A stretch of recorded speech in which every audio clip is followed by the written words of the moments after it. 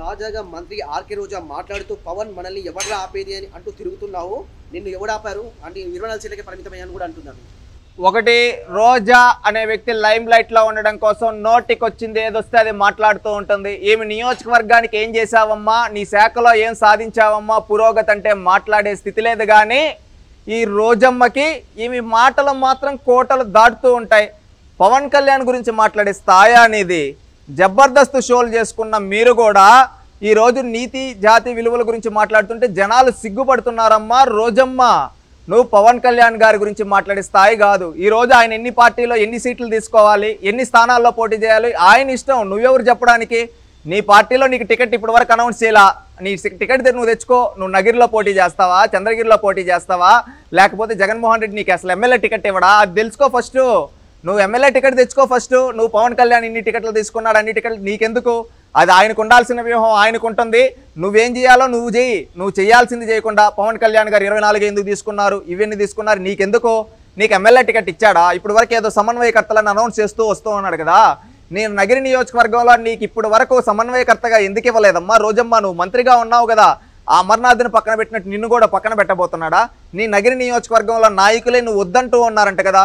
ఈరోజు వడమాలపేట మండలంలో కావచ్చు, విజయపురం కావచ్చు, అదేవిధంగా నిండ్ర కావచ్చు, పుత్తూరు కావచ్చు, నగిరి మండలాల్లో ప్రతి ఒక్కరూ మండల స్థాయి నాయకులంతా ఈ రోజా వస్తే మేమే ఓడగొడతామని చెప్తూ ఉన్నారంట కదా. అది చూసుకోవమ్మా రోజమ్మ.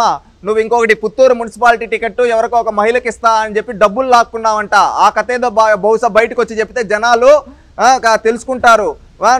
ఎంపీపీ టికెట్లు, జడ్పీటీసీ టికెట్లు అమ్ముకున్న నువ్వు కూడా, ఎమ్మెల్యే లెటర్ ప్యాడ్లు అమ్ముకునే నువ్వు కూడా ఈరోజు మాట్లాడుతూ ఉంటే జనాలు నవ్వుతున్నారు. నీ స్థాయి గుర్తుపెట్టుకో. అవినీతి ఎన్ని విధాలుగా చేయొచ్చో చేసి చూపించావు. ఈరోజు నగిరి నియోజకవర్గంలో 5 మండలాలు 2 మున్సిపాలిటీల్లో నువ్వు చేసే ల్యాండ్ కబ్జాలు, అదేవిధంగా నువ్వు చేసే లిక్కర్ మాఫియా, శాండ్ మాఫియా గురించి తెలీదా? ఈరోజు నువ్వు శాండ్ నగిరి నియోజకవర్గం నుంచి తీసుకొని పోయి చెన్నైకి ఎట్లా పంపిస్తూ ఉన్నావు? అదేవిధంగా తిరుమల దేవస్థానంకి ఎందుకు లెటర్ ప్యాడ్లు అమ్ముకుంటూ ఉన్నావు? దీనికి సమాధానం చెప్పు. సూటిగా అడుగుతూ ఉన్నావు. నువ్వు చేసిన అభివృద్ధి ఏమన్నా ఉందా? నీ నగిరి నియోజకవర్గంలో 5 మండలాలు 2 మున్సిపాలిటీలో వడమాలపేట మండలం మొదలు పెట్టుకొని అక్కడ నిండ్ర వరకు, విజయపురం వరకు నువ్వు చేసిందేమన్నా ఉందా?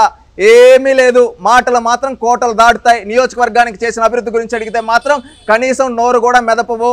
నువ్వు ఏం నియోజకవర్గానికి ఏం చేసావు? కనీసం నీ శాఖలో నువ్వేం చేసావు? నిన్న పోయి ఆ బోడిగుండు కొట్టిన ఋషికొండకి జగన్మోహన్ రెడ్డి గారి మెప్పు కోసం వెళ్ళి ఆ ప్యాలెస్ ఓపెనింగ్ తప్పితే నువ్వు చేసిందేంటి? సూటిగా అడుగుతూ ఉన్నావు.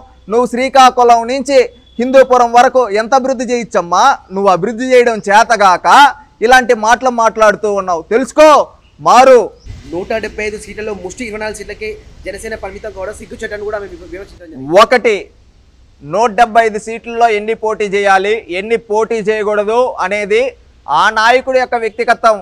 ఈరోజు పొత్తు ధర్మం ప్రకారం 2 పార్టీలు కలిసి పోటీ చేస్తూ ఉన్నాయి. ఆ 2 పార్టీలు ఏ పార్టీకి ఎన్ని టికెట్లు? ఇప్పుడు తెలుగుదేశం జనసేన కూటమి 175 స్థానాల్లో పోటీ చేయబోతుంది. 25 ఎంపీ స్థానాల్లో పోటీ చేయబోతుంది. మీ పార్టీకి ఇప్పుడు వరకు ఎమ్మెల్యే అభ్యర్థులు ఎందుకు దొరకటం లేదు? ఈరోజు నెల్లూరు ఎంపీకి టికెట్ లేకే కదా. అక్కడెక్కడో ఉండే విజయసాయి రెడ్డిని తీసుకొని వచ్చి నెల్లూరు ఎంపీగా వేశారు. చెవిరెడ్డి భాస్కర్ రెడ్డిని తీసుకొని పోయి చిత్తూరు జిల్లా ఆయన్ని ఒంగోలు ఎంపీగా వేశారు. ఈ విధంగా మీ పార్టీకి ఎంపీ క్యాండిడేట్లు లేరయ్యా.